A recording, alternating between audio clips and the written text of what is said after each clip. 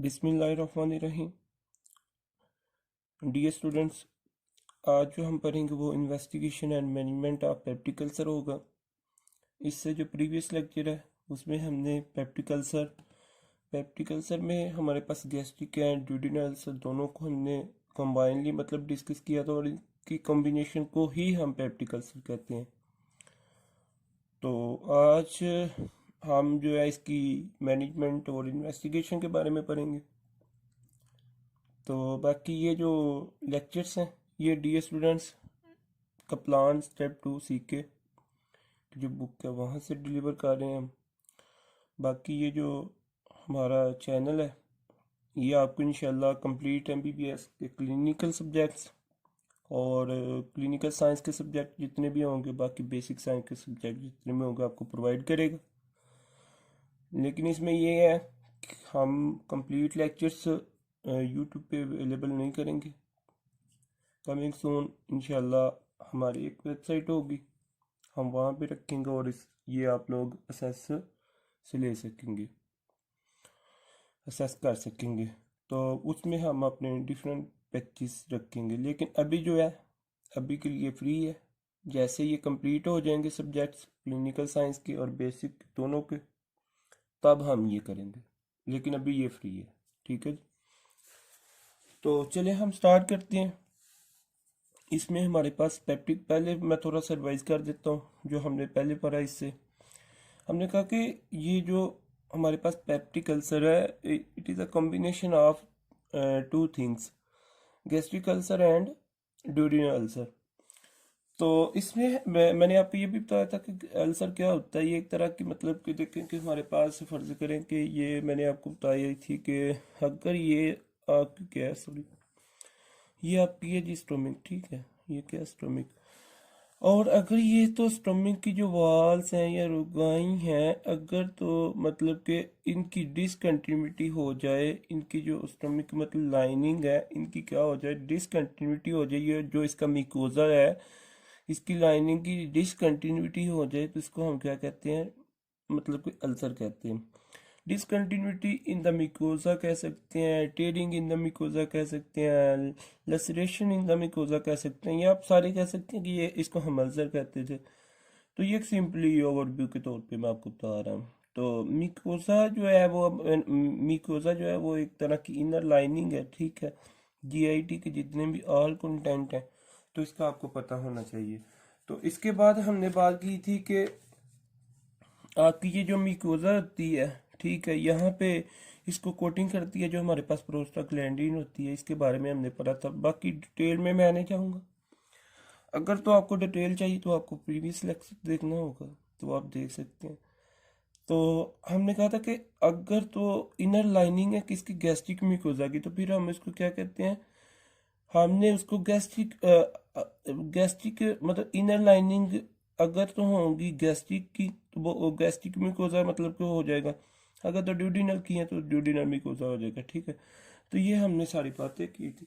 इसके बाद फिर हमने इन दोनों में डिफ्रेंशिएट किया था उसके काजी के लिहाज से। फिर हमने कहा था कि जो गैस्ट्रिक अल्सर है इसमें हमने कहा था कि इसमें हमारे पास जो आ जाता है वो एनसिड्स आ जाते हैं, जो लोग बहुत ज़्यादा एनसिड से यूज़ करते हैं। फिर हमने टीबीआई की बात की थी कि इसके जो काजेज बनते हैं, ठीक है जी, उसकी वजह से ये गैस्ट्रिक अल्सर हो सकता है। तो जो हमारे पास इसकी वजह से होता था, इसमें टीबीआई की वजह से हमने उसको कहा था कुशिंग अल्सर होता है, ठीक है। तो ये भी आप डिटेल के लिए आप प्रीवियस लेक्चर देखें।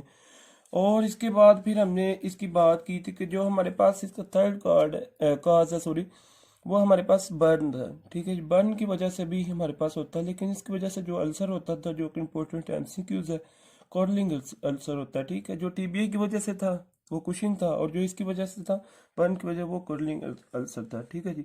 तो ये डिटेल के लिए आप काइंडली प्रीवियस लेक्चर देखिएगा। जो फोर्थ वाला फिर हमने काज कहा था कि जो कि गैस्ट्रिक अल्सर का काज हमने बोला वो था इंक्रीज, मतलब कि एच सी एल की प्रोटेक्शन की इंक्रीज हो जाना। फिर हमने इसमें कहा था कि जो 5 वाला काज है, फिफ्थ वाला, वो हमने कहा था एच पाइलोरी इन्फेक्शन, ठीक है जी। तो ये हमारा last but not the list इसका एक काज था। उसके बाद हमने ड्यूडिनल जो अल्सर था उसके काजेज की बात की, जिसमें पहले हमने कहा था कि ये HCl की जो अगर प्रोडक्शन मोर देन इनफ हो जाए तो फिर उसकी वजह से हो सकता है। क्योंकि जो आपका एक और बात यहाँ पे क्लियर करूँ, एच पाइलोरी जो थी वो 70% हमारे पास गैस्ट्रिक के साथ थी, और 90% अप टू 90% आप कह सकते हैं वो किसके साथ थी, ड्यूडिनल के साथ थी। फिर हमने इसमें ड्यूडिनल अल्सर में हमने बात की थी कि जो आपका ज़ोलिंगर एल्सन सिंड्रोम है ना, इसमें गैस्ट्रिन की जो मतलब कि रिलीजिंग बहुत ज़्यादा हो जाती थी, जो कि रेगुलेटरी सब्सटेंस है। लेकिन इसकी डिटेल के लिए काइंडली आप प्रीवियस लेक्चर देखिएगा। और इसके अलावा हमने यहाँ पे फिर HCl की जो फंक्शन की हमने बात की थी कि भाई इसकी क्या इंपॉर्टेंट होती है हमारे पास, ठीक है, जो कि पेप्सिनर्जिन को पेप्सिन में कन्वर्ट करता है, इसमें रोल कन्वर्ट करने में रोल प्ले करता है, ठीक है जी। फिर हमने पेन पैटर्न की बात की थी कि दोनों में पेन पैटर्न क्या होगा, ठीक है। फिर ये आप डिटेल के लिए फिर आप प्रीवियस लेक्चर देख लें। लेकिन जो आज हम बात करेंगे वो हम बात करेंगे, आप अपनी हेडिंग दे लें इन्वेस्टिगेशन एंड मैनेजमेंट की। तो इससे हमें ये पता चलेगा, सॉरी मेरी थोड़ी ना मतलब कि थ्रोट इन्फेक्शन है जिसकी वजह से वॉइस का मसला होगा। तो खैर देखिए, हमने बात करनी है इसकी। सबसे पहले आप हेडिंग दे लें इसकी जो है ना इन्वेस्टिगेशन की, ठीक है, इन्वेस्टिगेशन की आप हेडिंग दे लें। तो इन्वेस्टिगेशन में यहाँ पे इन्वेस्टिगेशन आर डायग्नोस, ठीक है। How can diagnose these ulcer, मतलब जो हमने गैस्ट्रिक अल्सर और ड्यूडेनल अल्सर पढ़ा है, ये दो टाइप्स हमने पढ़ी हैं, तो फिर हम इनको मतलब डायग्नोस कैसे कर सकते हैं, इनका मतलब इन्वेस्टिगेशन कैसे बना सकते हैं, क्योंकि ये बहुत कंबाइनली कॉल्ड पेप्टिक अल्सर, ठीक है जी। तो ये मैंने ऑलरेडी आपको बता दिया, पेप्टिक अल्सर डिजीज़ है। तो इन दोनों की जो है ना मतलब कि both have same investigation, both have same investigation. अब ये जो सबसे पहले तो आप यहाँ पे लिख लें जी कि आपकी जो इन्वेस्टिगेशन होगी सबसे पहले एक तो होगी बेस ऑन हिस्ट्री, एक तो हिस्ट्री के ऊपर मतलब कि डिपेंड करेगा, एंड फिर उसकी जो पेशेंट की प्रेजेंटेशन होगी ना उसके ऊपर ये डिपेंड करेगा, ठीक है, किसकी हिस्ट्री एंड प्रेजेंटेशन के ऊपर ये डिपेंड करेगा। तो एक आपको ये पता होना चाहिए, क्योंकि हम और सेकंडली हम यहाँ पे चाहते हैं कि हमें काज का पता चले, काज मतलब रीज़न क्या है। तो इसलिए फिर उसको देखने के लिए फॉर काज, अगर इसके लिए फिर हम डन करते हैं, और इसके लिए हम एच पाइलोरी टेस्ट भी करते हैं, ठीक है जी, क्योंकि इसका भी इसमें रोल था। एच पाइलोरी सीरोलॉजी आप कह लें, एच पाइलोरी सीरोलॉजी। तो एच पाइलोरी सीरोलॉजी में मैंने ऑलरेडी बहुत दफ़ा बता दिया कि हम इसके लिए मतलब कि क्या एच पाइलोरी को डिटेक्ट करने के लिए मतलब कि एक तरह का, एक तो इसमें चलिए आप इसका मैं वैसे आपको बता देता हूँ कि एक हम इसमें क्या करते हैं कि एच पाइलोरी डिटेक्ट इन इन्फेक्शन, एक तो ये इन्फेक्शन में हो सकती है। सेकंड पे हमारे पास एच पाइलोरी मतलब we can detect in stool में, स्टूल के थ्रू। उसके बाद जो एच पाइलोरी है इसको फिर हम एक टेस्ट करते थे, यूरिया ब्रेथ टेस्ट, जो कि बहुत दफ़ा मैंने बता दिया है ऑलरेडी, बहुत दफ़ा मैंने इसको डिस्कस किया है। हम लिखने पे कम फोकस करेंगे ताकि हमारा टाइम कम से कम लगे। अब ये जो हमारे पास एच पाइलोरी है, यूजुअली ये हमारे पास एच पाइलोरी जो है पॉजिटिव आता है 70%। मैंने आपको बताया था कि ये हमारे पास किसके साथ है, गैस्ट्रिक के साथ है ना। 70% किसके साथ, गैस्ट्रिक अल्सर के साथ, और अप टू 90% हमारे साथ किसके, ड्यूडिनल के साथ है ये, ठीक होगा जी। तो ये आपको पता होना चाहिए। तो ये यूजुअली हमारे पास क्या होता है कि पॉजिटिव आता है। इससे फिर हमें ये पता चला कि ये एच पाइलोरी जो है ये हमारे पास यूजुअली क्या होता है कि पॉजिटिव आता है, पॉजिटिव आता है। और ये फिर इसका डेफिनेटिव टेस्ट भी नहीं है, ठीक हो गया जी, ये आपको पता होना चाहिए। फिर हमने इसके बाद बात की थी इसकी ज़ोलिंगर एल्सन सिंड्रोम की। अब इसको देखेंगे, इसको मतलब कैसे हम इन्वेस्टिगेट कर सकते हैं। रीज़न में बी ज़ोलिंगर एल्सन सिंड्रोम, ठीक है जी। लेकिन इसके डायग्नोज करने के लिए फिर हम कौन सा टेस्ट करते होते हैं, हम करते हैं सक्रीटिन टेस्ट, ठीक है, क्योंकि इसमें गैस्ट्रीन की बहुत ज़्यादा रिलीजिंग हो जाती थी। तो यहाँ पे फिर हम क्या करते हैं, हम करते होते हैं सक्रीटिन टेस्ट, ये आपको पता होना चाहिए। तो अभी नेक्स्ट पेज पे चलते हैं। तो यहाँ पे अगर इसको डन करने पेशेंट में कंप्लेन, अब पेशेंट यहाँ पे कंप्लेन करेगा, तब मतलब कि कंप्लेन करता है कि हिस्ट्री की बेस पे इनके इसमें ये बात मैंने आपको बताई कि देखें, अगर तो पेशेंट हमारे पास, ये हम तब करेंगे, ये जो स्क्रीनिंग टेस्ट है ये हम तब करेंगे जब हमारे पास पेशेंट ये कंप्लेन करेगा इसके सिम्टम की, ये मतलब कि इसकी हिस्ट्री की कंप्लेन करेगा, ठीक है जी। तो इसमें क्या था कि आपको पता था कि जो इसका था गैस्ट्रीन का लेवल बहुत ज़्यादा था, तो गैस्ट्रीन का क्या लेवल बहुत ज़्यादा था। तो नॉर्मल जो सक्रीटिन है वो मतलब कि इनहिबिटरी इफेक्ट ऑन गैस्ट्रीन, मतलब कि गैस्ट्रीन के ऊपर इसका जो है ना इनहिबिटरी इफेक्ट था, तो इस वजह से यहाँ पे वो कंप्लेन इस तरह की होगी। लेकिन लेकिन जो ZES है, ज़ुलिंगर एल्सन सिंड्रोम है, इन इज़ अ कैंसर, ठीक है जी। एक बात आपने ये याद रख लेनी, इज़ अ कैंसर, ठीक है। ये हमने बहुत ज़्यादा डिटेल में बात की है इसकी, मतलब कि जब हम पढ़ रहे थे इसके काजेज के बारे में। तो वो जो सक्रीटिन को नहीं सुनेगा, मतलब कि वहां पे सक्रीटिन को तो नहीं सुनेंगे, ठीक है, क्योंकि वो तो वहां पे इनहिबिट हो जाएगी। इसके देने के तो बावजूद जो गैस्ट्रीन है हमारे पास, सक्रीटिन देने के बावजूद हम सक्रीटिन देते हैं ताकि वो इसको इनहिबिट करके नॉर्मल ले आए, लेकिन वो इसको इस चीज़ को सुनेगा ही नहीं ये गैस्ट्रीन। तो इससे इसको कोई फर्क नहीं पड़ेगा, फिर इसके गैस्ट्रीन का जो लेवल है वो हमारे पास नीचे नहीं आता, वो इंक्रीज ही रहता है, ठीक हो गया जी। तो फिर हम सक्रीटिन लेवल जो है ना इसका मतलब करते हैं, इसके लिए हम फिर अगर नेक्स्ट चलते हैं, तो फिर हम इसमें मतलब कि सक्रीटिन लेवल जो है ना मतलब वो चेक कर लेते हैं सक्रीटिन का, ठीक है जी, फॉर ZES, ठीक, काज क्लिनिकल। तो ये एक तरह का मतलब इसको, अगर तो पेशेंट आपको कंप्लेन करता है इसकी ZES की, तो देन आप ये करते हैं, ठीक है जी। तो इसके बाद हमारे पास जो फोर्थ वाला आ जाता है, ये आपका MCQs भी है, इसको MCQs पुट कर लें। तो जो डेफिनेटिव टेस्ट है, डेफिनेटिव टेस्ट उसका आपको पता होना चाहिए।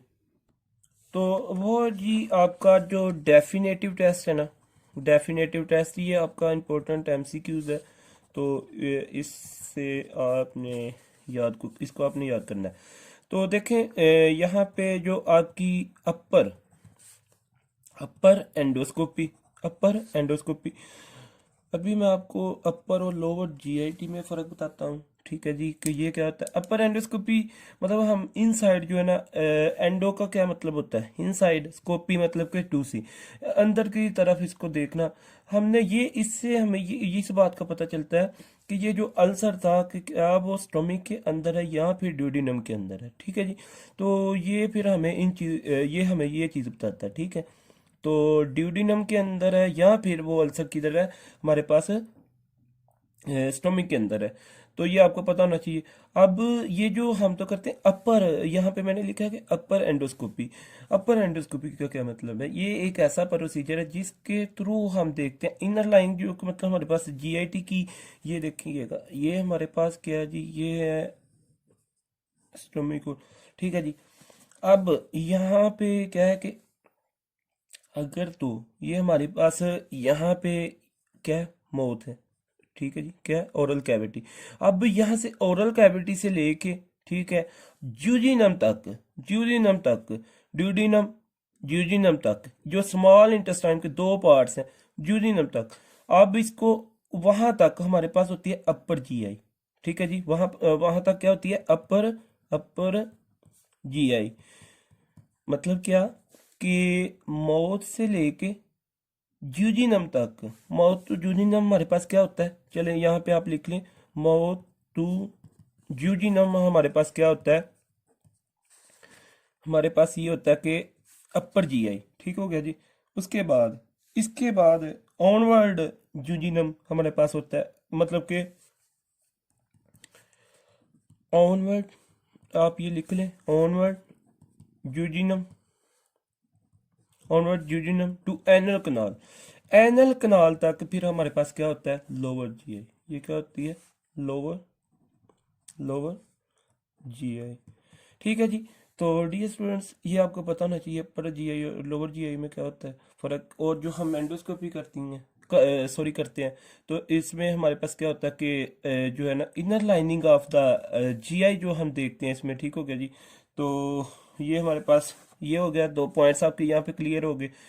तो यहाँ पे इस तरह होता है कि ये देखें, ये हम कैमरे मतलब कि ड्यूरिंग पासिंग कैमरा, अब जैसे ही हम कैमरा यहाँ पे पास करते हैं, ये देखें यहाँ से फिर हम क्या करते हैं, कैमरा पास करते हैं इसको चेक करने के लिए, ठीक हो गया जी। एंडोस्कोपी जब हम करते हैं तो इसकी वजह से ऐसे होता है कि जो कि लोकल यहाँ पे हम यूज़ भी करते हैं, लोकल एनाल्जेसिक वगैरह भी यूज़ करते हैं इसमें, ठीक है जी, लोकल एनाल्जेसिक यूज़ करते हैं। उसकी रीज़न ये है कि जब जैसे मतलब पास करते हैं इस कैमरे को, तो पेशेंट ताकि वो पेन को फील ना करे, पेशेंट क्या फील ना करे, अगर पेशेंट हमारे पास क्या पेन को फील ना करे, ठीक है जी। तो यहाँ पे ये हम करते हैं। तो इसके अलावा मतलब ये है कि जो हम एनाल्जेसिक मतलब कि लोकल एनाल्जेसिक वगैरह यूज़ करते हैं, इसमें हमें ये होता है कि ताकि पेशेंट इसमें कफ वगैरह मतलब जो कफ होगी, वोमिटिंग होगी, ठीक है जी, वो स्टार्ट ना हो जाए उसमें, ठीक है।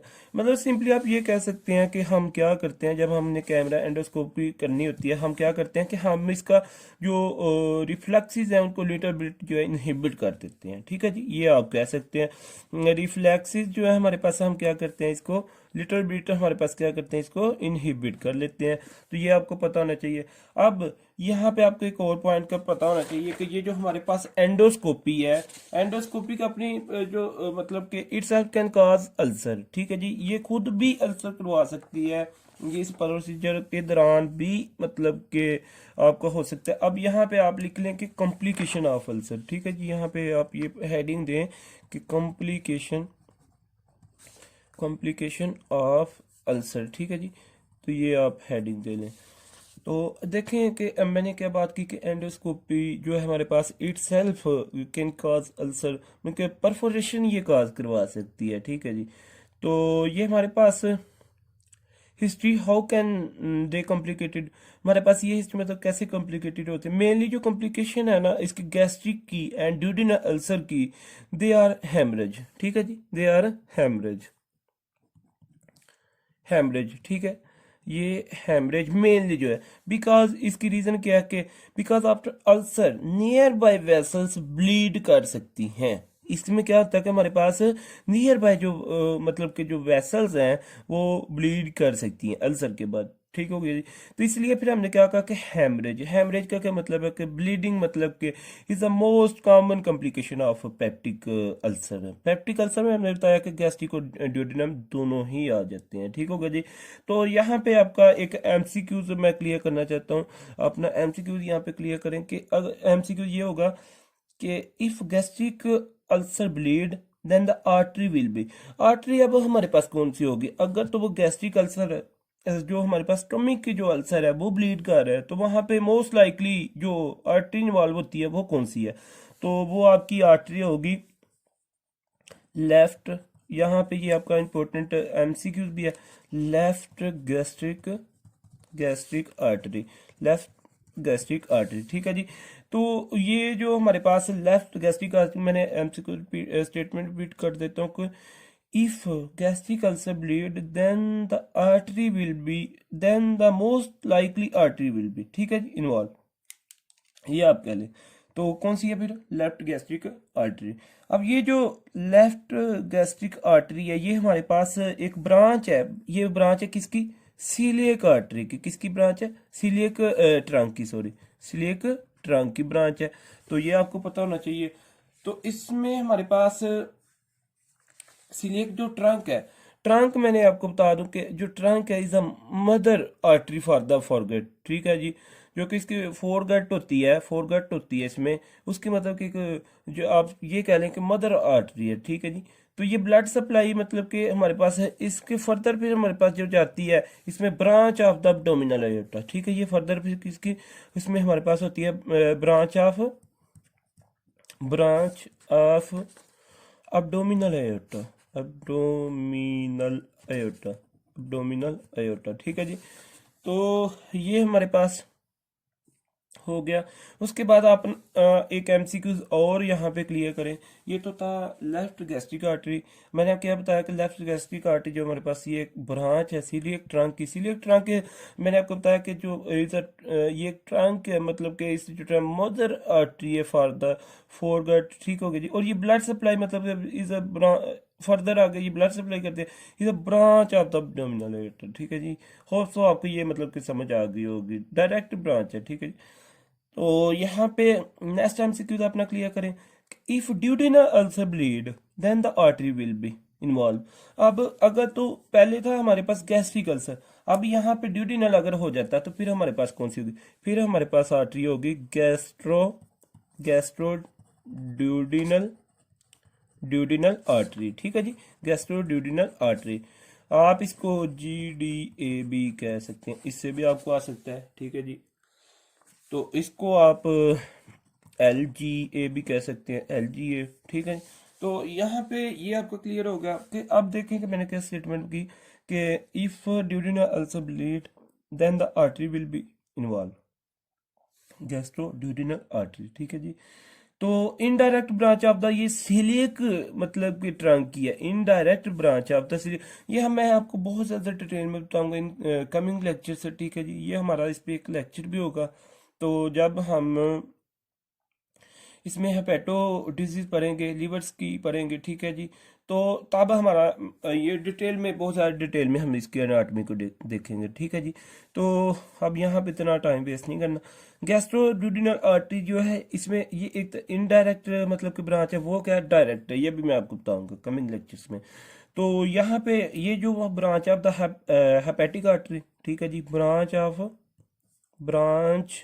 ऑफ हेपेटिक आर्टरी, जब हम लीवर को इंशाल्लाह पढ़ेंगे तो मैं आपको इसकी डिटेल बहुत ज़्यादा डिटेल में बता दूंगा इसके। ठीक है जी, branch of the hepatic artery.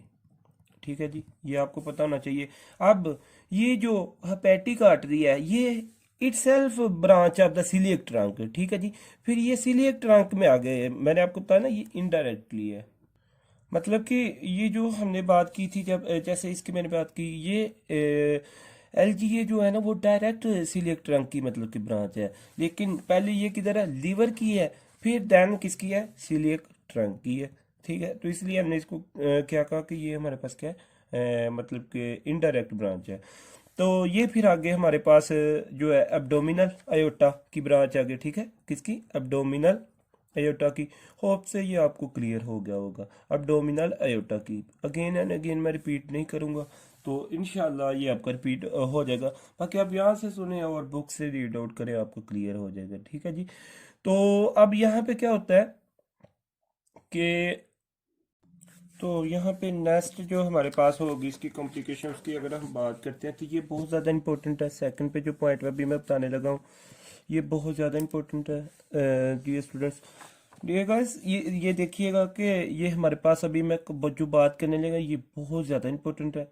इसमें हमारे पास क्या होती है कि परफोरेशन मतलब कि जो है ना लीड हो जाती है कॉम्प्लिकेशन में। ठीक है जी, तो इसका मैं आपको बताता हूँ, एग्जाम्पल आपको मैं देता हूँ। ठीक है, ये देखिएगा, ये हमारे पास क्या जी, ये आपका रहा मतलब कि स्टोमिक और GIT फर्दर आगे मतलब कि। ठीक है, अब यहाँ पे ये एग्जाम्पल है। ठीक है, ये हमारे पास क्या स्टोमिक है। अब स्टोमिक के अंदर फर्ज करें यहाँ पे जो है ना अल्सर है, यहाँ पे क्या है, अल्सर है। ठीक है जी, मतलब यहाँ पे डिसकंटिन्यूटी हुई है। अब ये परफोरेट करेगा, अगर ये अल्सर है, ये परफोरेट करेगा GIT या स्टोमिक के अंदर, तो यहाँ पे GIT, यहाँ पे स्टोमिक के अंदर क्या होता है, हमारे पास गैस होती है। क्या होती है, गैस होती है।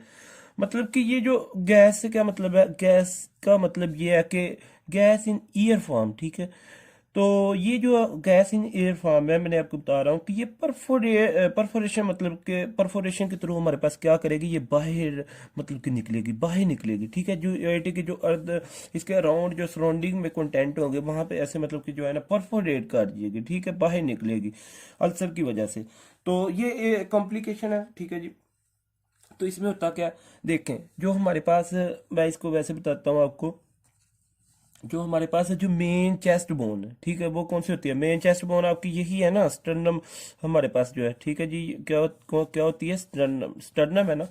ठीक है जी, तो ये जो स्टर्नम बोन है, इसमें मतलब कि फिर रिब्स होंगी, ये वो मतलब कि सब जो, और चेस्ट कैविटी में। ठीक है जी, ये किधर होती है हमारे पास, ये चेस्ट कैविटी में होती है। किधर होती है, चेस्ट कैविटी में होती है।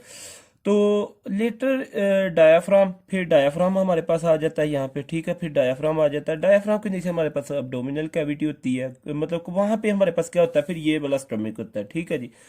वहां पे क्या होता है, ये स्टमक होता है। अगर तो इसका हमने पहले भी ये बातें बहुत दफा की हुई हैं कि अगर ये फंडस इसका मतलब ऊपर चला जाता है, मतलब कि यहाँ पे मतलब ये हमारे पास ये जो स्टर्नम है ये तो ऊपर हो गई है, ऊपर मतलब कि यहाँ पे चेस्ट कैविटी में आ जाता है, तो फिर हम इसको हमारे पास ये जो होता था एस पैरा एसोफेजियल हाइएटर हर्निया वगैरह ये हमने पास नो। लेकिन क्वेश्चन ये है कि ये जो अब्डोमिनल हमारे पास कैविटी है, ये जो अब्डोमिनल कैविटी है वहां पे स्टोमिक का मतलब कि सारा का सारा पार्ट पड़ा हुआ है अब्डोमिनल कैविटी में। मतलब कि जब हम चेस्ट एक्सरे करवाते हैं, क्या करते हैं, चेस्ट एक्सरे जब करते हैं, चेस्ट एक्सरे, तो जारी सी बात है, पेशेंट को हम कहते हैं कि आप ना खड़े हो जाए, ठीक है। तो we stand in x-ray, x-ray के साथ मतलब stand, we see diaphragm and chest जो होती हैं वो मतलब कि some part of the stomach भी नजर आता है वहां पे, मतलब कि ठीक होगा जी। तो if we do erect x-ray, अगर बिल्कुल सीधे एक्सरे करते हैं तो फंडस जो होता है ना हमारे पास, ये जो वाला फंडस वाला पार्ट है, ये जो फंडस वाला पार्ट है ये डायाफ्राम का मतलब कि लेफ्ट साइड पे होगा, ठीक है। ये किस साइड पे होगा, लेफ्ट साइड पे होगा। बिकॉज इसकी रीजन ये है, stomach is a present on left side, stomach की साइड पे होता है हमारे पास, लेफ्ट साइड पे होता है। तो नो जो फंडस होगा नॉर्मली कुछ हद तक ईयर होती है।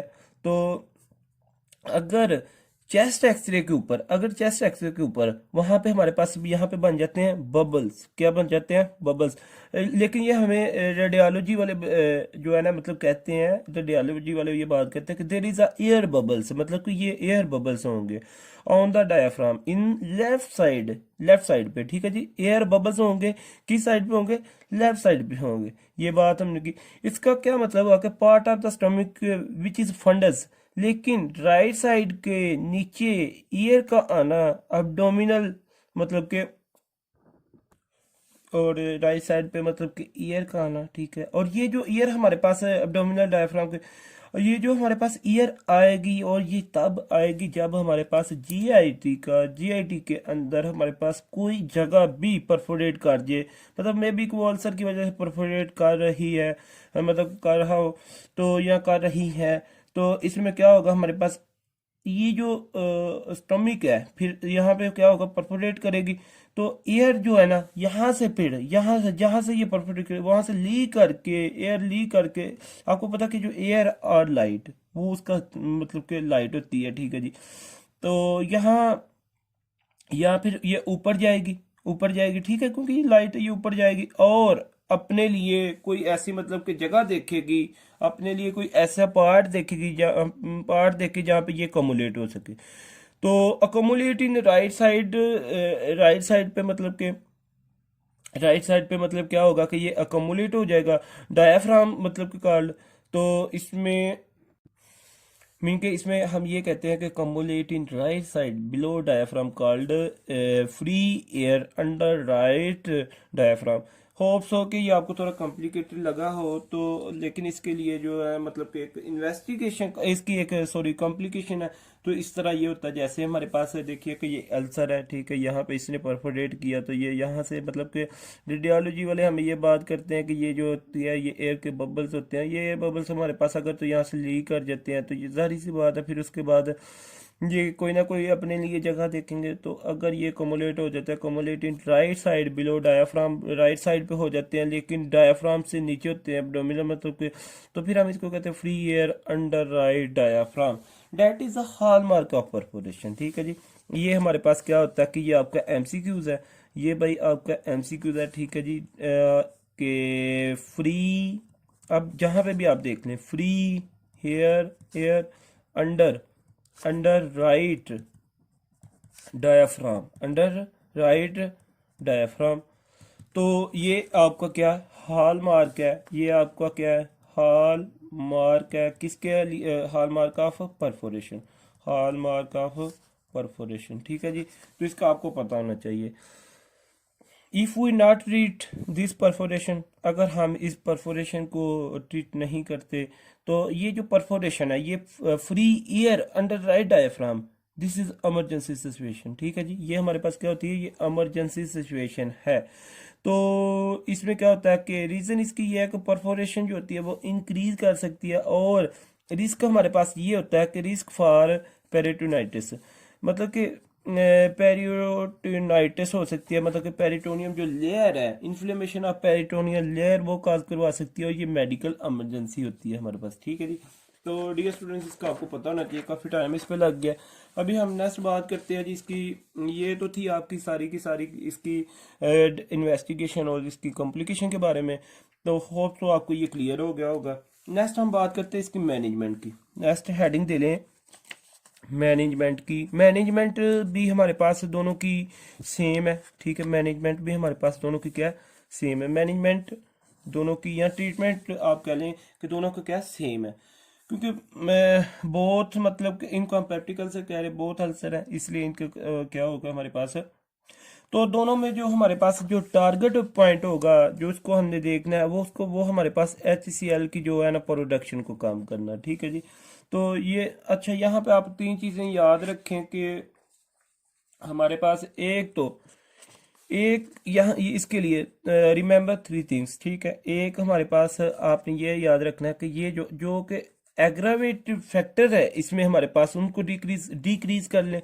एक डिक्रीज एग्रावेट फैक्टर्स जो इसको ज़्यादा करते हैं, ठीक है जी। तो बाय मॉडिफाइड लाइफस्टाइल, ठीक है जी, बाय मॉडिफाई लाइफस्टाइल। तो इसमें ये होगा बिकॉज, क्योंकि इसमें हमारे पास क्या होता है कि जैसे कि ये जंक फूड वगैरह, पिज़्ज़ा, बर्गर, स्पाइसी फूड वगैरह, इससे मतलब कि जो आपने इसको अवॉइड करवाना होता है, इनसे कंट्रोल करवाना होता है, ठीक हो गया जी। तो ये हमारे पास हो गया, मतलब कि आप कह लें कि एक इनमें से आ जाता है कि जो आपने लाइफ स्टाइल मॉडिफिकेशन, एक पॉइंट आ गया। उसके बाद सेकंड पे लाइफस्टाइल मॉडिफिकेशन एक आ गया। उसके बाद आपने क्या करना है कि सेकंड जो पॉइंट है, इंक्रीज करें जो हमारे पास म्यूकोजा की जो स्ट्रेंथ है, या इसको इंक्रीज करें, मतलब कि इन म्यूकोजा की स्ट्रेंथ को इंक्रीज करें। तो वो प्रोस्टाग्लैंडिन थी, ठीक है। वो अभी हम डिस्कस करते हैं ट्रीटमेंट में कैसे।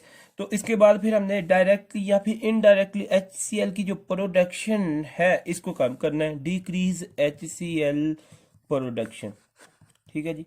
तो ये तीन चीज़ें आपने इसमें मेनली याद रखनी है। अभी हम इनको वन बाय वन डिस्कस करते हैं।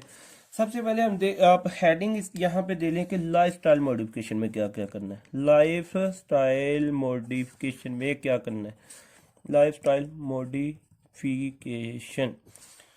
तो लाइफ स्टाइल मॉडिफिकेशन में सबसे पहले आप यहाँ पे देखें, अवॉइड ओवर ईटिंग। एक तो ओवर ईटिंग से मतलब कि क्या करना है, अवॉइड करना है, ओवर ईटिंग से अवॉइड करना है। Avoid sleep soon after eating, मतलब कि आपने क्या करना है कि खाने के बाद जो है ना, मतलब कि जल्दी जो है ना, स्लीप सोन आफ्टर ईटिंग, इसे अवॉइड करना है, ठीक है जी। स्लीप सोन आफ्टर ईटिंग, खाने के बाद जल्दी सोने से अवॉइड करना है, ठीक होगा जी। उसके बाद एक्सरसाइज आफ्टर ईटिंग, ओके। ये हमारे पास थर्ड काज है इसका। तो इसके एक्सरसाइज करनी है, एक्सरसाइज, ये सारे के सारे लाइफ स्टाइल मतलब मॉडिफिकेशन, एक्सरसाइज करनी, एक्सरसाइज आफ्टर ईटिंग। तो ये पॉइंट हो। उसके बाद तो increase fluid intake, increase fluid intake का मतलब कि करना है। और इसके बाद अवॉइड करें जो आपके जितने भी जंक फूड्स हैं, मतलब कि आप जो भी मतलब कि बीवर्स इसमें, उसके बाद जंक जो पिज़्ज़ा बर्गर वगैरह ये वो सारी आप चीज़ें खाते हैं स्पाइसी, उनसे अवॉइड करें। इसके बाद अवॉइड करना है जी नंबर 6 पे बेवरेज वगैरह से, मतलब कि जो आपकी इसमें आ जाती हैं कोला, स्प्राइट, मिरिंडा, ये वो इस तरह की सारी भी अल्कोहल वाली चीज़ें, मतलब कि अल्कोहलिक, बिकॉज क्योंकि ये हमारे पास अल्सर को क्या करती हैं, ये वर्सन करती हैं, इंक्रीज करती हैं, ठीक है जी। उसके बाद नंबर 7 पे लाइफस्टाइल मॉडिफिकेशन में आपने क्या करना है, इंक्रीज करें फाइबर इनटेक का, फाइबर इनटेक डाइट जो है अपनी वो ठीक कर लें, इसमें ये करना होता है, ठीक है जी। और फाइबर डाइट को ज़्यादा करना है, और जो हमारे पास जंक फूड है इसको कम करना है, ठीक है जी। तो इसका भी आपको मतलब कि पता होना चाहिए। इसके बाद ये तो था लाइफस्टाइल मॉडिफिकेशन के बारे में। इसके बाद हम बात करते हैं आपके जी इंक्रीज जो हमारे पास है म्यूकोजल प्रोटेक्शन, जो इसकी लेयर है, ये आपको बहुत ज़्यादा डिटेल में प्रीवियस लेक्चर में भी बताया इसका कैसे होती है।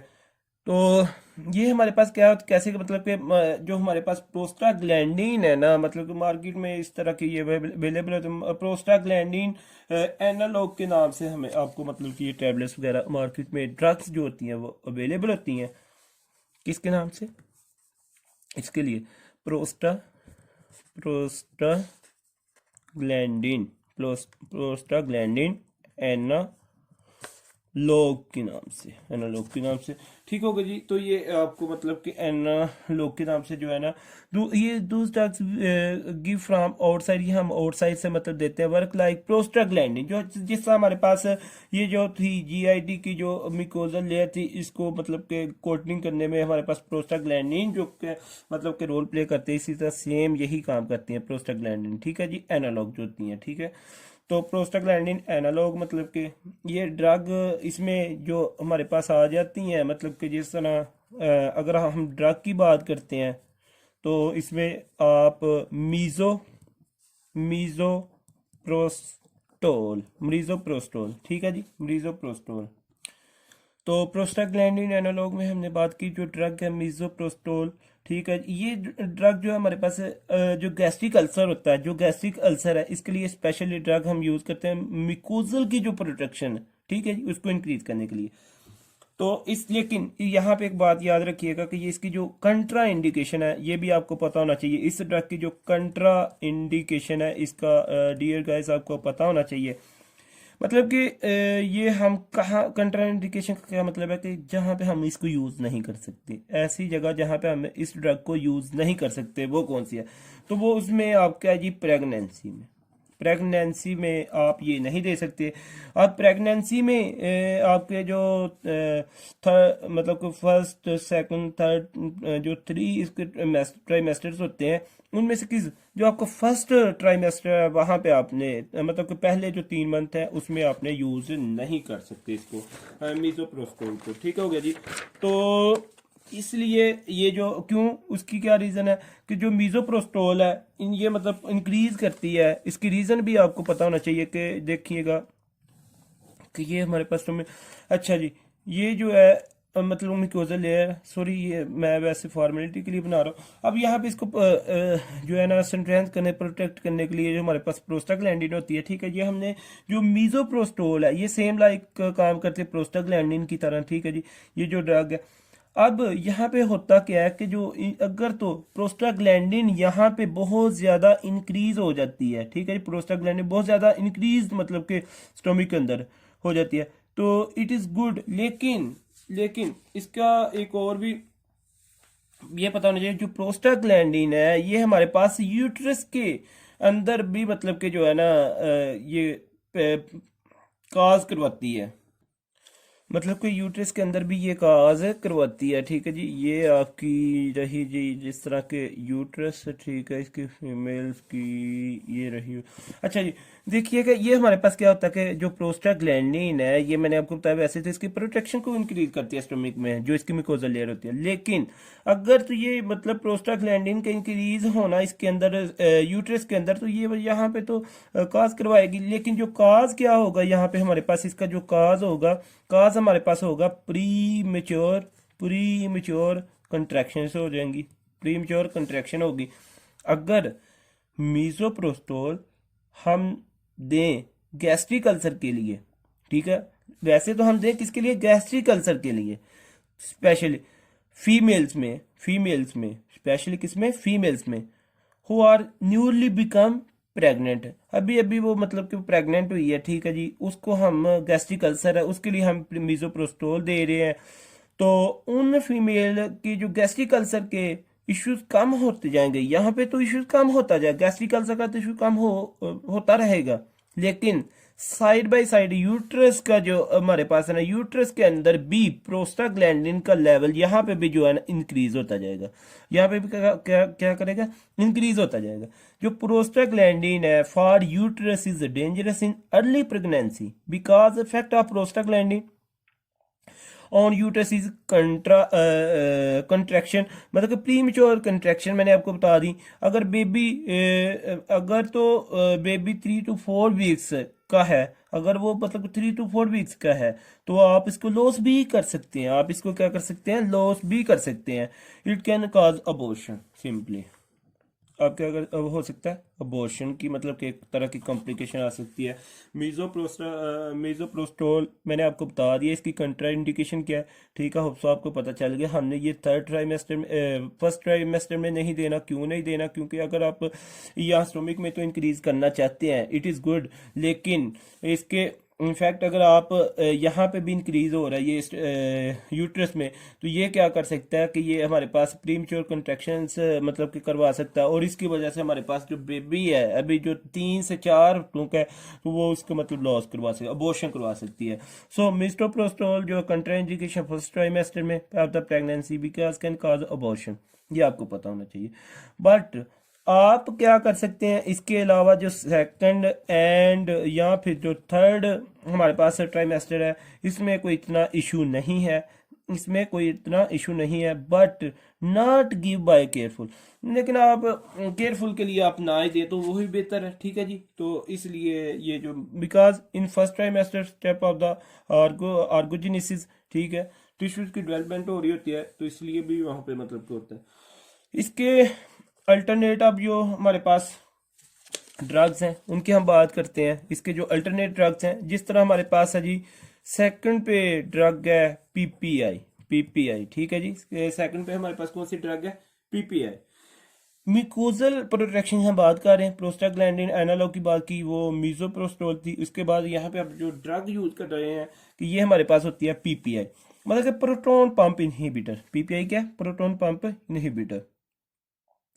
तो इसके लिए मैंने ऑलरेडी आपको एक निमोनिक भी बताया था पीपीआई के लिए। आप इसकी जो मतलब कि स्टेप याद कर सकते हैं ड्रग्स को, ओल्पर के नाम से मैंने आपको बताया था, ओल्पर। अभी हम इंशाल्लाह उसको भी थोड़ा टच कर लेंगे, ठीक है जी।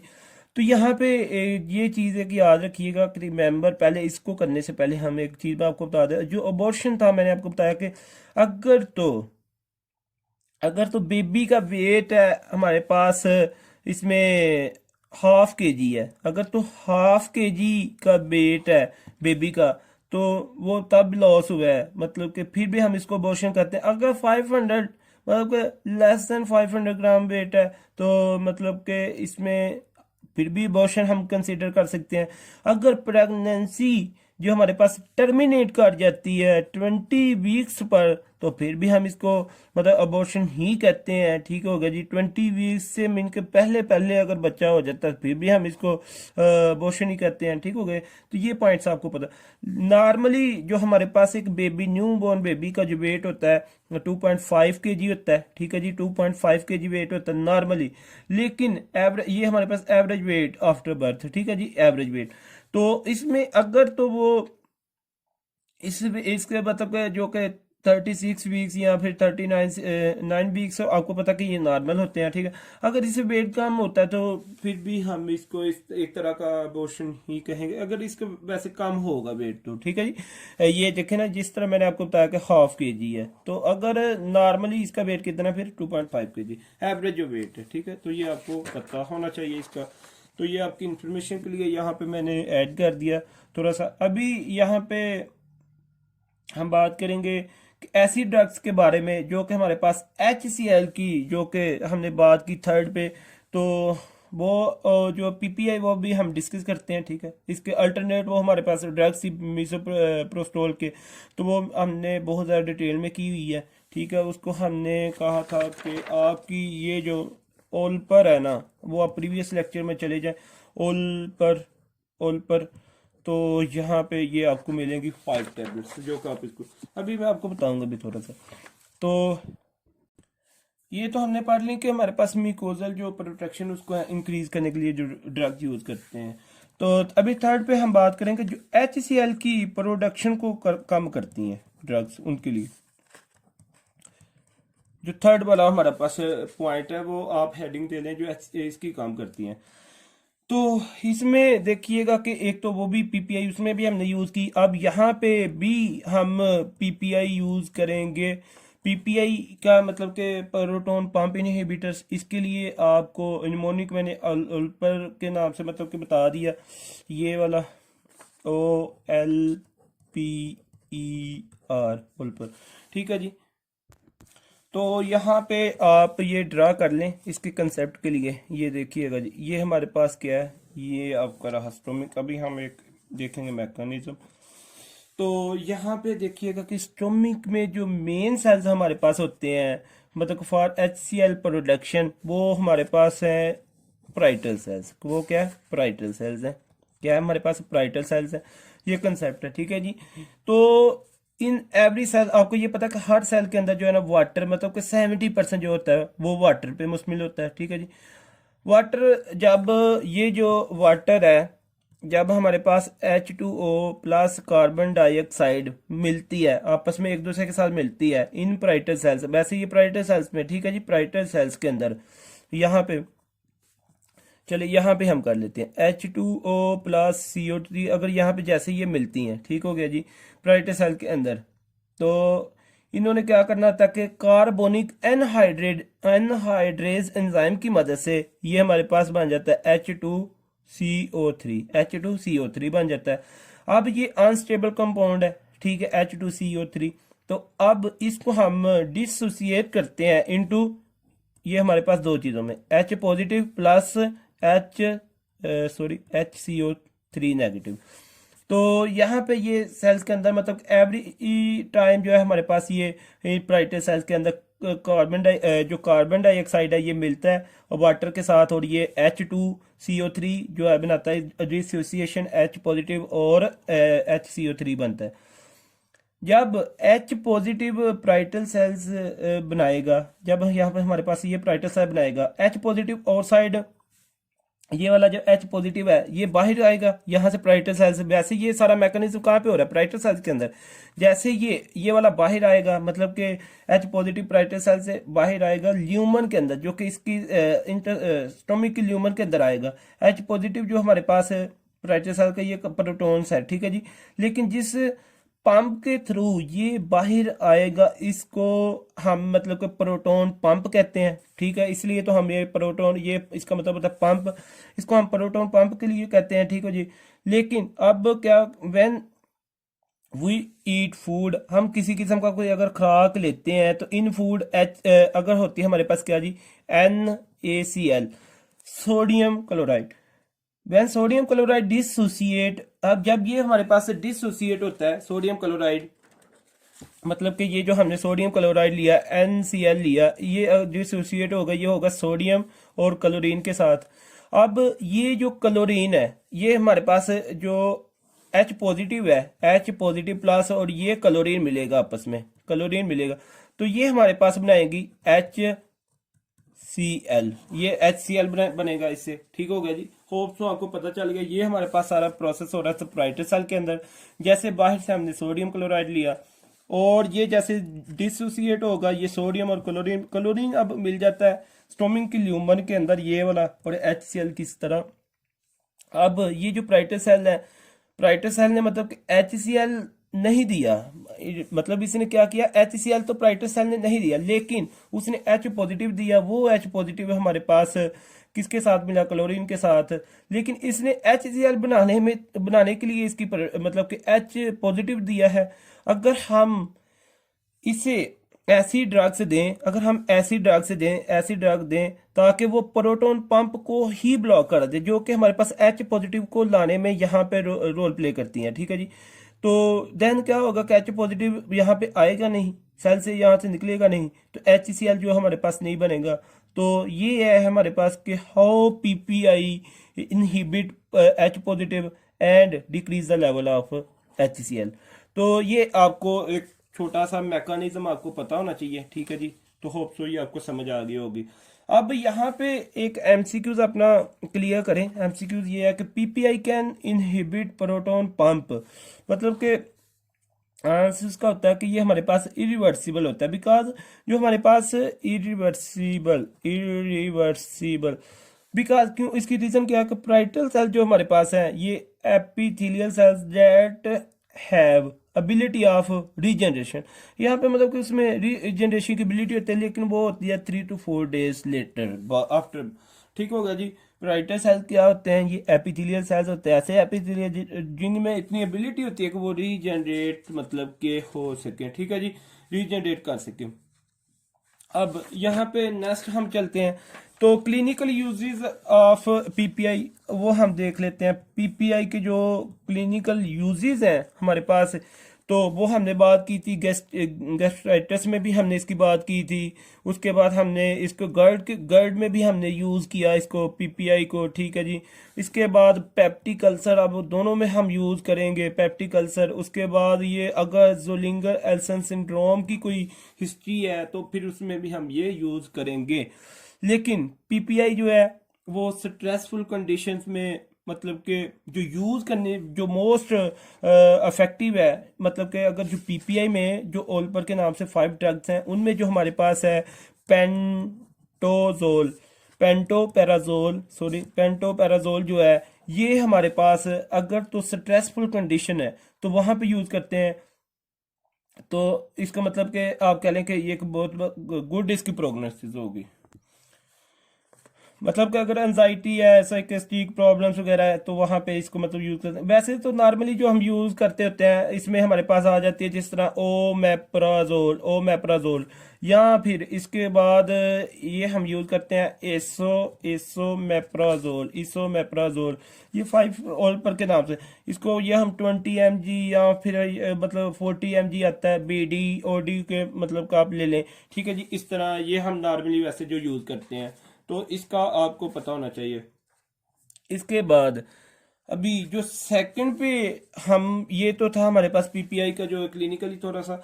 उसके बाद हमने क्या करना होता है कि H2 ब्लॉकर्स देने होते हैं। H2 ब्लॉकर्स हम देंगे, यूज करेंगे H2 ब्लॉकर्स। तो H2 ब्लॉकर्स हम कब देंगे, अगर तो वो पेशेंट जो है मतलब कि पीपीआई से जो है ना वो एलर्जिक है, उसको टॉलरेट नहीं कर सकता, इस फिर हम रिप्लेस कर देते हैं H2 ब्लॉकर। क्योंकि आपको पता है कि जो पाराइटल सेल्स हैं उनमें H2 रिसेप्टर्स होते हैं, तो ये भी आजकल मतलब कि इसको यूज कर किया जा रहा है। ठीक है जी। तो इसमें क्या होता है कि इसमें हम नेक्स्ट देख लें। इसमें जो हमारे पास H2 ब्लॉकर्स हैं, सबसे पहले तो आपको पता होना चाहिए कि रेनिटाइडिन एक, उसके बाद जो ये तो हो गया। उसके बाद हमारे पास फेमोटाइडिन ये 2 होगी। इसके बाद थर्ड पे हमारे पास आ जाता है नेजाटाइडिन। इसके बाद हमारे पास फोर्थ पे पहले भी मैं बता चुका हूँ स्मिटाडिन। इसमें क्या होता है उसके बाद, ठीक होगा जी। ये जो हमारे पास है रेनिटोडीन है ये, और इसके बाद फेमोटाइडिन, ये हमारे पास ये दोनों यूज हो रही हैं आजकल, बहुत ज़्यादा इसका यूज़ है। ठीक है जी। और ये आपको जो कि जेंटिक के नाम से टैबलेट्स मार्केट से मिलती है, जेंटिंग के नाम से, जो कि इसको आप वैसे जो रीनल फेलियर वाले पेशेंट होते हैं वो भी यूज़ कर सकते हैं। ठीक है जी। रीनल फेलियर वाले पेशेंट भी इसको रेनिटोडीन फेमोटाइडिन को यूज़ कर सके। रेनिटोडीन को जो मोस्टली कॉमनली यूज़ किया जाता है। ठीक है। उसके बाद ये जो स्मिटाडीन है ये हमारे पास एक तरह की कंट्रा इंडिकेशन है, it can lead to central nervous system हो सकता है, मतलब कि सिम्टम्स आ सकते हैं इसकी वजह से। ठीक है जी। ये हमारे पास कंट्रा इंडिकेशन है किसके लिए, सेंट्रल नर्वस सिस्टम के लिए। इसलिए मतलब कि इसको यूज नहीं करवाते हम। तो जो हमारे पास मेल्स में ये क्या करवाती है, मेल्स में हमारे पास गाइनोकोमेस्टिया करवाती है। ये गाइनोकोमेस्टिया करवाती है, मतलब कि इनलार्जमेंट ऑफ टिश्यूज, मेल के जो इनलार्जमेंट ऑफ टिश्यू करवा देते हैं। ठीक है। तो इसका जो यूज़ है वो लिमिटेड है। ठीक है। तो इन लॉन्ग टर्म अगर आप यूज करते हैं स्मिटाडीन का तो ये गाइनोमेस्टिया करवा देती है। उसके बाद ये जो सेंट्रल नर्वस सिस्टम के जो सिम्टम्स हो गए, इसमें ड्रोनीनेस, हेडेक, वर्टिगो वगैरह, ये सारे सिम्टम्स इसमें आएंगे। ये आपको इसका पता होना चाहिए। तो इसके बाद हमारे पास आ जाता है जी इसका अल्सर का जो काज है, आपको ये भी पता है कि जो सेकंड पे बात ये है कि जो अल्सर के काज था हमारे पास यहाँ पे एच पाइलोरी भी था। पाइलोरी एच पाइलोरी के बारे में, एच पाइलोरी भी हमें मिलता है ठीक है जी, जो कि 70% हमारे पास एसोसिएट कर रहा था गैस्ट्रिक में और अप टू 90% था किसमें, ड्यूडिनल अल्सर में। तो इसकी जो ट्रीटमेंट है ना एच पाइलोरी की, तो ये आज आप याद रख लें, ट्रिपल, हम इसकी क्या करते हैं, ट्रिपल थेरापी करते होते हैं, ट्रिपल थेरापी करते हैं ठीक है जी। मतलब कि तीन combination of three thing, triple का क्या मतलब है, कॉम्बिनेशन ऑफ थ्री थिंग और ट्रीटमेंट करते हैं। क्योंकि ये हमारे पास मैंने आपको बता दिया कि एच पाइलोरी जो है बहुत ज़्यादा एसोसिएट करता है गैस्ट्रिक के साथ 70% और ड्यूडेनम के साथ 90%, अप टू 90%। ठीक हो गया जी, तो ये आपको पता हो। तो ये जो एच पाइलोरी है इसका जो आजकल मतलब कभी ये जो विलेजेस के लोग होते हैं उनमें गैस्ट्रिक अल्सर के रिकरेंट जो है ना अल्सर बहुत ज़्यादा रेट बहुत ज़्यादा होता है, और वो क्या करते हैं कि वो हमारे पास मतलब कि जो नॉर्मल मतलब आप कह लें कि सिटी में उनके स्टोर होता है, गाँव में कोई डिस्पेंसर वगैरह, उनसे क्या करते हैं पीपीआई वगैरह या H2 ब्लॉकर्स ले लेते हैं। लेकिन इससे कुछ नहीं होने वाला होता, ठीक है जी, इससे कुछ नहीं होता जब तक इसका एक प्रॉपर ट्रीटमेंट ना किया जाए। ठीक हो गया जी, तो वो आज हम इसको डिस्कस करते हैं क्या होगा इसकी। तो सबसे पहले तो आपको ये, हम अभी इसकी ट्रिपल थेरापी मैंने आपको पहले भी कहा था जब हम इसकी एसोफेगस डिसऑर्डर की बात कर रहे थे, टॉमिक की बात कर रहे थे, मैंने आपको बताया कि मैं आपको एच पाइलोरी की जो है ट्रिपल थेरापी वो बताऊंगा। कि आज हम ये डिस्कस फिर करते हैं क्या है कि जो सबसे पहले होगी कि आपने एक टैबलेट तो ओ मैप्राजोल, ठीक है जी, ओ मैप्राजोल ये हमारे पास क्या है, एक तो ये हमारे पास क्या है फैमिली किसकी मतलब के पीपीआई है, क्या है पीपीआई से लिया गया, ठीक है जी, किसकी, पीपीआई की फैमिली से लिया गया। It will decrease acid production, ये एसिड की जो प्रोडक्शन होगी मतलब कि उसको काम करेगी। और ये जो ओमेप्राजोल है इसको हम ओमेगा के जो कैप्सूल्स हैं वो मिलते हैं, मेगा के जो 20 mg और 40 mg के कैप्सूल्स हैं वो मिलते हैं। तो इसका आपको पता होना चाहिए। एक तो हो गया ओमेप्राजोल जो कि पीपीआई की फैमिली से है। उसके बाद हमारे पास आ जाती है अमोक्सिसिलिन, इमोक्सिसिलिन। अब ये जो अमोक्सिल मतलब कि आपकी ये आपकी किस फैमिली से है, ये है जी पेनिसिलिन की फैमिली से है। कौन सी फैमिली से है, ये पेनिसिलिन की फैमिली से है। ठीक हो गया जी। और ये आपको जो मिलता है मार्केट में ये अमोक्सिल के नाम से मिलता है, अमोक्सिल के नाम से मिलता है। ठीक है हो गया जी, तो इसका आपको पता। और ये जो अमोक्सिसिलिन है आपको इसको पता होना चाहिए कि ये आपकी सॉरी ये हाँ जी, ये जो आपकी मतलब कि अमोक्सिसिलिन है ये आपकी क्या है, सेल वार सिंथेसिस इनहिबिटर है। और जितनी भी आपकी पेनिसिलिन की जो फैमिलीज है, ये जो पेनिसिलिन है ये आपकी क्या है, सेल वॉल सिंथेसिस इनहिबिटर है, सेल वॉल सिंथेसिस इनहिबिटर है, ये आपको पता होना चाहिए। इसके बाद जो थर्ड पे हमने ट्रिपल की बात की, थर्ड पे आ जाता है हमारे पास क्लिथ्रोमाइसिन। ठीक हो गया जी। और ये आपके साथ इसमें कौन सी फैमिली है, इस ये आपकी आ जाती है मैक्रोलाइड्स की फैमिली से, मैक्रोलाइड्स की फैमिली से आ जाता है मैक्रोलाइड्स। और जो मार्केट में आपको मिलती है ये क्लैरिड्स के नाम से मिलती है, क्लैरिसिड के नाम से मिलती है। ठीक हो गया जी, तो इसका आपको पता होना चाहिए। और ये जो हमारे पास क्लिथ्रोमाइसिन है या मैक्रोलाइड्स है, ये क्या होती है कि ये प्रोटीन सिंथेसिस इनहिबिटर है, प्रोटीन सिंथेसिस इनहिबिटर है।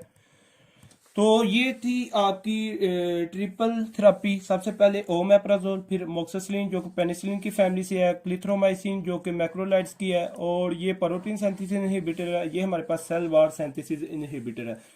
तो ये डियर गाइस आप इसको याद कर लें और ये बहुत ज़्यादा याद कर लियो।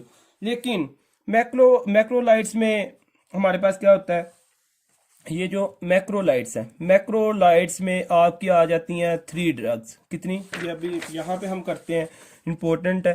3 ड्रग्स आ जाती हैं किसमें, आपकी मैक्रोलाइड्स में। ठीक है जी, मैक्रोलाइड्स में आप यहाँ पे ACE, इसमें ए से हमारे पास आ जाता है अजिथ्रोमाइसिन आ जाता है। इसके बाद सी से हमारे पास क्लिथ्रोमाइसिन आ जाता है। उसके बाद हमारे पास अरिथ्रोमाइसिन आ जाता है, अरिथ्रोमाइसिन। ठीक हो गया। ये मतलब थ्री थिंग्स कंबाइंड से एटलीस्ट, मतलब ये हमने क्या करना होता है, ये इनमें से मतलब कि देनी होती है।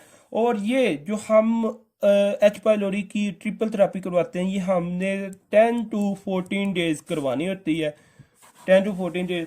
ये जो triple therapy of H pylori use करवाते हैं 10 to 14 डेज, फिर इसके बाद हमने 2 वीक के बाद क्या करना होता है, रिपीट करवाते हैं एच पाइलोरी टेस्ट को। एच पाइलोरी टेस्ट को क्या करते हैं, रिपीट करवाते हैं। ठीक हो गया जी। तो इसका आपको पता नहीं, लेकिन अगर फिर भी रिपीट करने के बाद फिर भी ये पॉजिटिव आ जाता है, अगर फिर भी आपका ये पॉजिटिव आ जाए, एच पाइलोरी टेस्ट आपको पॉजिटिव स्टिल मतलब पॉजिटिव है, फिर हमने क्या करना होता है, हमने क्वाड्रेपल करवानी होती है। क्वाड से मतलब कि 4 combination of 4 things, quadruple therapy करवानी होती है। ठीक है। फिर हमने क्या करना होता है, इसके क्या करते हैं हम, फिर पहली बात तो वो ट्रिपल थेरेपी हमारे पास सेम होगी, ट्रिपल थेरेपी हमारे पास सेम होगी जो अभी हमने बात की है। ठीक है जी। इसके साथ फिर एक और ड्रग यूज कर लेते होते हैं जिसको नाम है बिस्मत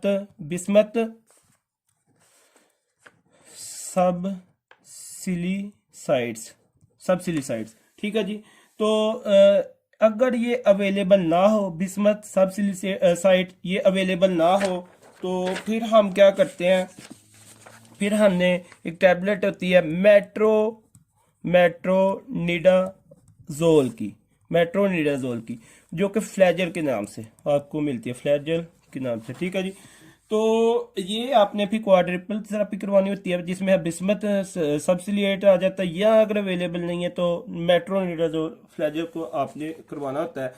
तो डियर स्टूडेंट्स, ये थी आपकी मैनेजमेंट इसकी पेप्टिक अल्सर की और इसकी इन्वेस्टिगेशन। तो होप सो आपको समझ आ गई होगी, बाकी आप बुक से पढ़ें। तो इंशाल्लाह फिर मिलते हैं नेक्स्ट लेक्चर में। Thank you for watching. अल्लाह हाफिज़।